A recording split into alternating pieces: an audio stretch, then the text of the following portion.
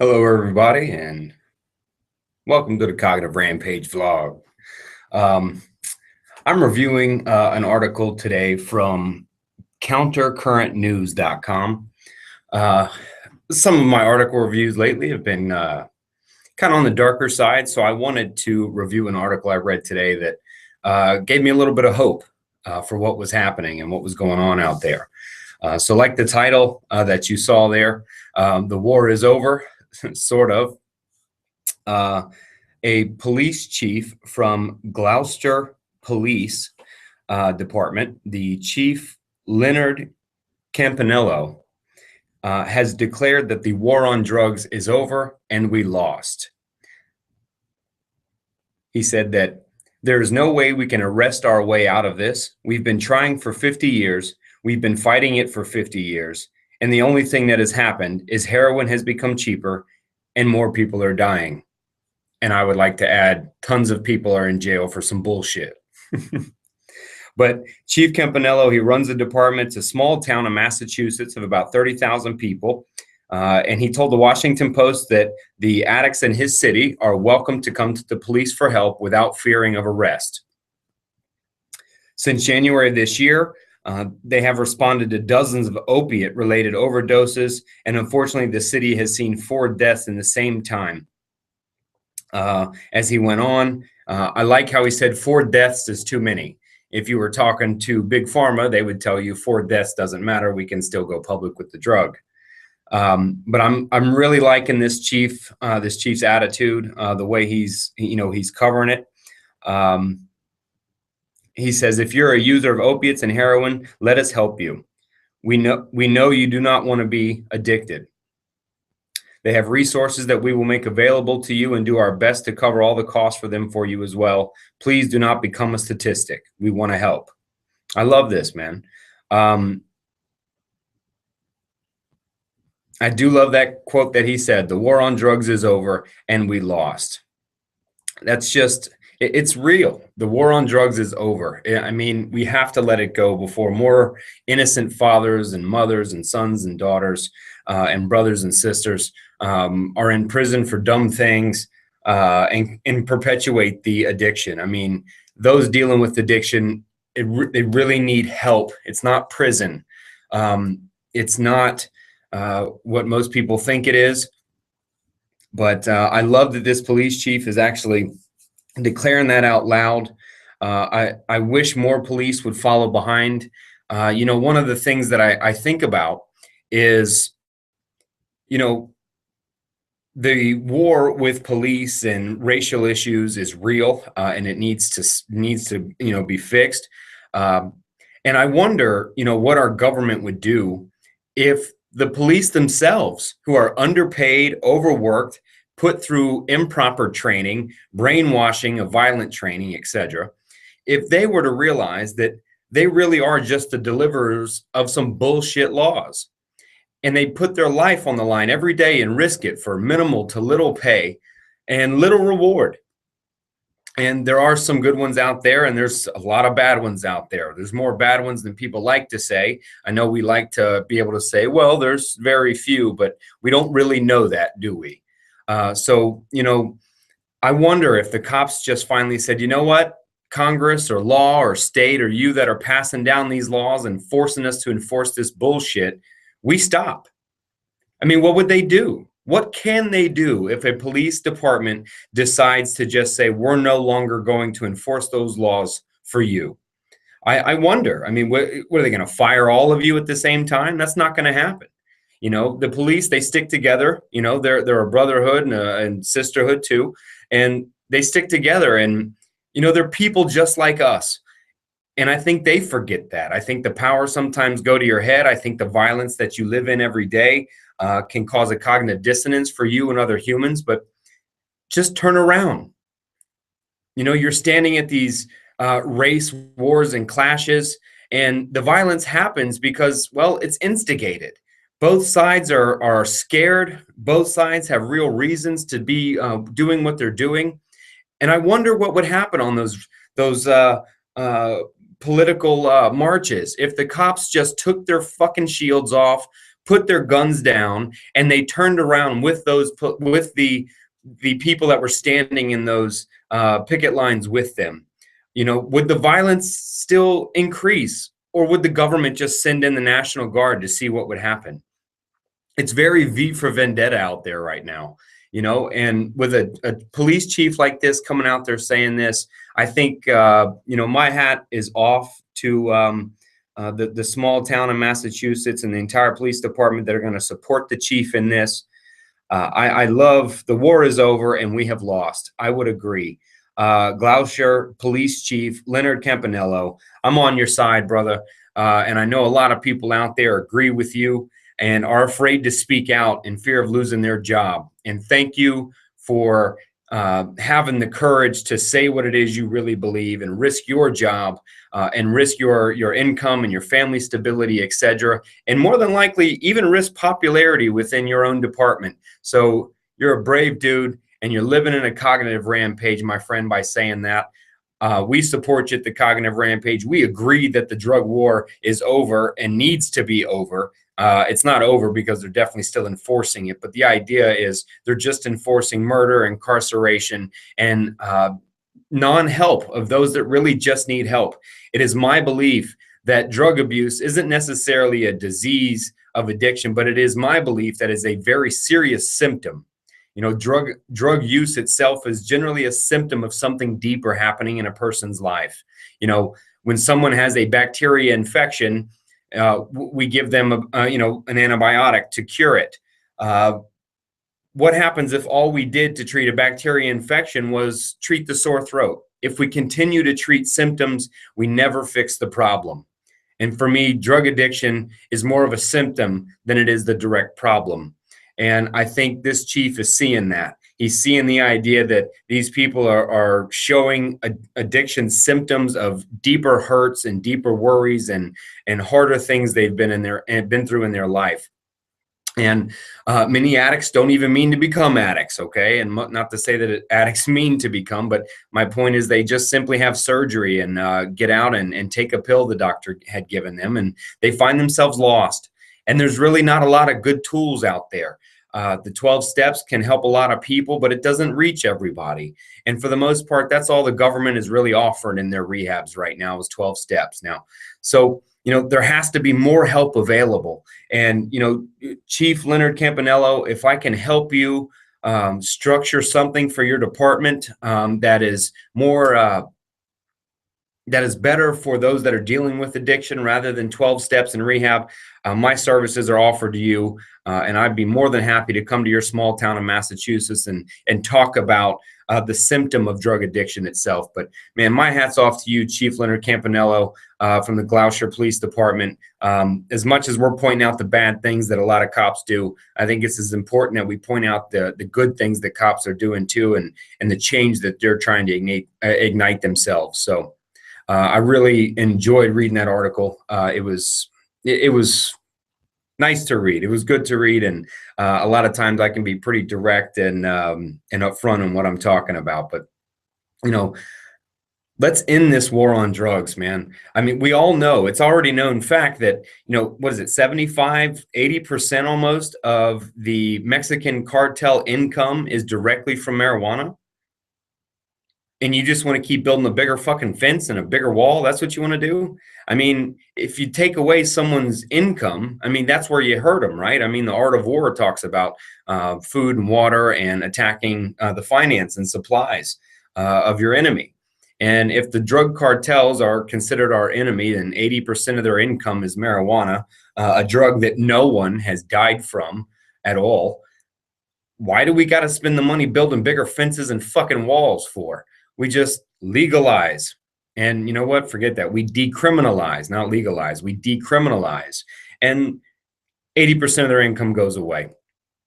I mean, he goes on to say, and he's true, look at the war on drugs for 50 years. What has really happened? What did they do? Incarcerate people that have problems? It's done nothing. Heroin is cheaper than it's ever been. Addiction on opiates and synthetics and prescription pills is stronger and bigger than it ever has been, and it's more of an epidemic than people even understand. It's quietly spreading across our United States of America. It's taken down good fathers and good mothers, and it's destroying lives. And the war on drugs has done what? Incarcerate those that need help, taken away fathers and mothers from sons. That's all it's done. I mean, why in America do we seem to launch a war on everything? If it's not a war on terrorism or a war on drugs, how about we have a war on poverty? What about a war on cancer or something like that? If you need the war, metaphor, then continue it. But let's attack things that really affect it. Because I would venture to say that poverty, poor environments, violent environments, our shitty education system, I would believe to say that these are the root problems pushing drug addiction, the symptom of drug addiction. Until we can educate our youth on what it is, what are we doing? We're just going to incarcerate more and more people. Stop the war on drugs. People need help, not war, not bars, not incarceration. They need help.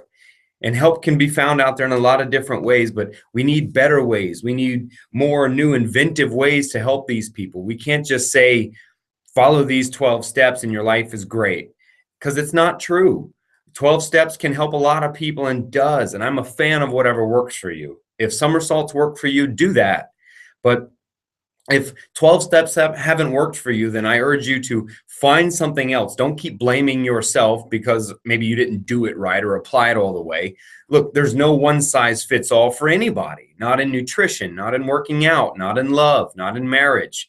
And so why do we think there's a one size fits all in overcoming addiction? It's not.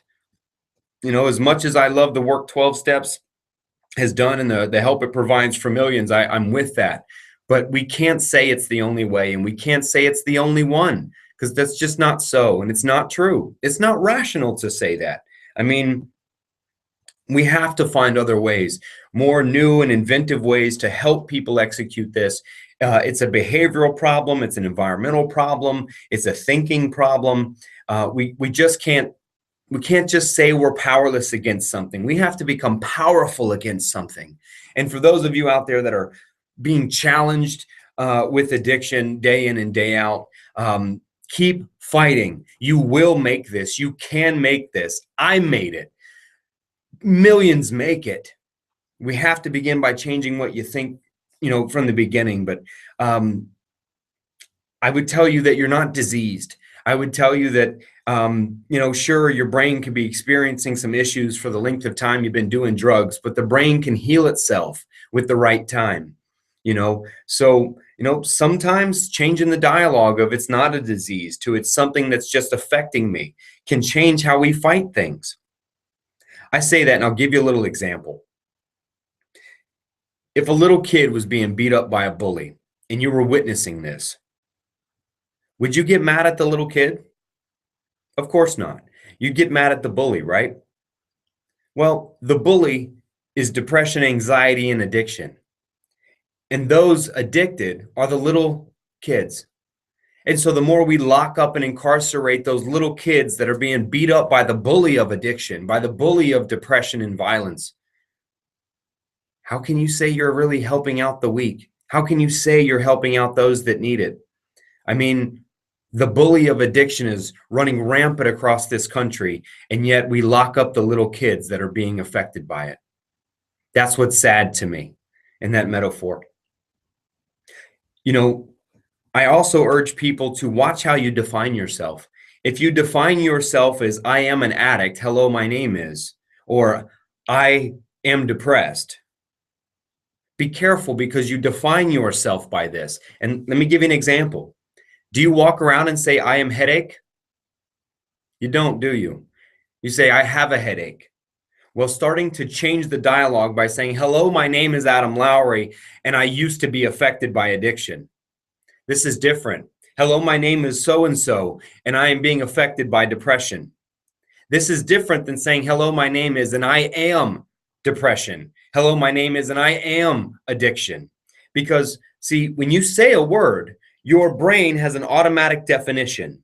And so if your definition of an addict or depression cultivates a picture in your mind of something negative and ugly, well, then when you say the sentence, I am an addict, then you will do what is in your power to become that picture, to self-fulfill the prophecy of what you believe an addict is or should be.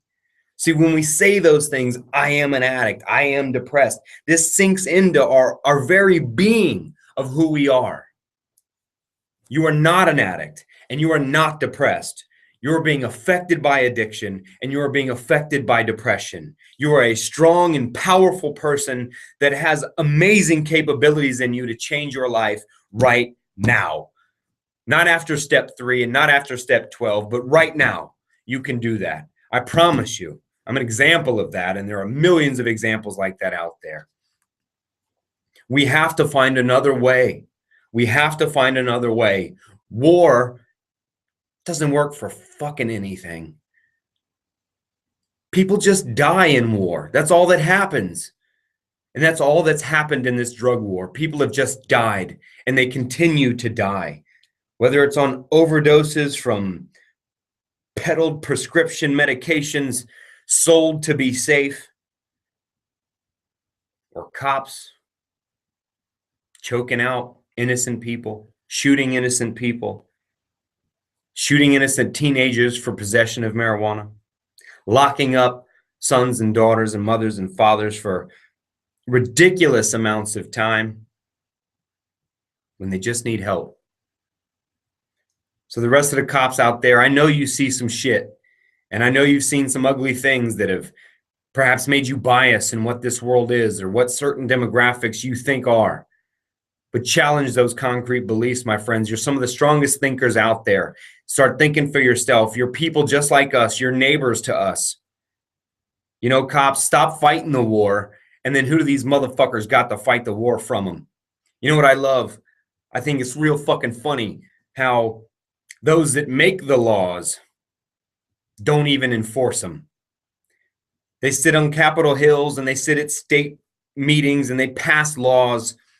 And they expect you as police officers to enforce these irrational laws of deceit, really.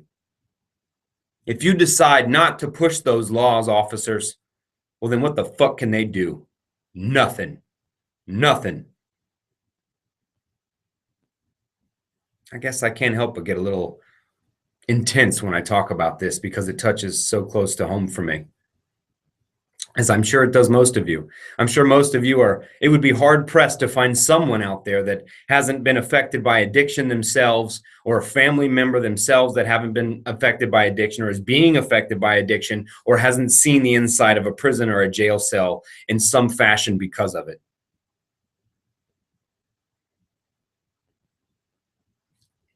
Well, Chief Campanello, it takes one person to start a movement, and it takes the rest of it to keep it moving and to keep the change coming. So my hat's off to you, Chief Campanello up there. You got balls, my brother. You keep that fight up. Let me know if we can help you at the Cognitive Rampage. You keep living that rampage, and you say your truth, and you say what it is that you think it is, because I do, and we tend to, and I urge everyone else to. The war on drugs is over, and you've lost. Chief said it right. It's time we help. It's time we support and we really care. We don't lock up and murder. No more accusing and judgment of those that have experienced the life that many of you have no fucking clue what they've been through. It's time we love. It's time we show compassion and caring. No more concrete judgmental ideas and beliefs and accusations and judgments. And we can't do that. Our species won't survive. The only way we survive is by loving one another and helping one another. It's the only way we'll make it. It's the only way people struggling with depression, addiction, and death and loss, it's the only way they can make it. With love, with hope, with enthusiasm, with motivation, with the help of a tribe. Appreciate you guys tuning in. Thank you, countercurrentnews.com for this article. And thank you, Chief Campanello. Keep it up. Hope you're taking care of you.